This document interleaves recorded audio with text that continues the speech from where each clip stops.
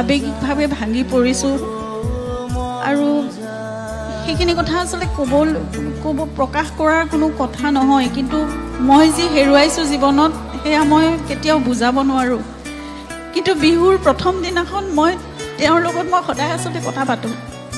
সেইদিনা মই কৈছিলোঁ, সেইদিনাখন এনেই বিহুৰ দিনাখন আমাৰ প্ৰস্তুতি সদায় প্ৰতি বছৰে বেলেগ হয়। আজি বিয়া হোৱাৰ পিছৰ পৰা এই 23-24 বছৰে মই সদায় দেখিছোঁ বিহুৰ প্ৰস্তুতি কেনেকুৱা। এই দিনটোত সেই দিনটোৰ পৰা আৰম্ভ কৰি কেনেদৰে কি পিন্ধিব, কি কৰিব, কেনেকৈ ক'লৈ যাম, 1.5 মাহ 2 মাহৰ বাবে আমাৰ প্ৰস্তুতি, গোটেই ঘৰখনত মানে কেনেকুৱা এটা পৰিৱেশ থাকে। কিন্তু সেইদিনা সকলো একেবাৰে নিস্তব্ধ, কিবা একো নাছিল শূন্যতাৰ বাহিৰে। আৰু মই তেওঁৰ লগত কথা পাতি আছিলোঁ। তেতিয়া মই তেওঁক কৈছিলোঁ যে তুমিয়ে দেখোন লিখিছিলা শেষ বুলিলেইতো শেষ নহয়, আকৌ আৰম্ভ হয়। ক'ৰবাততো এয়া চলি থাকিব লাগিব, নতুন আৰম্ভণি হ'ব লাগিব। তোমাৰ মোৰ যাত্ৰা ইমানতে শেষ নেকি? ক'ৰবাততো এটা নতুন যাত্ৰাৰ আৰম্ভণি আকৌ হ'ব লাগিব নহয় গল্ডি?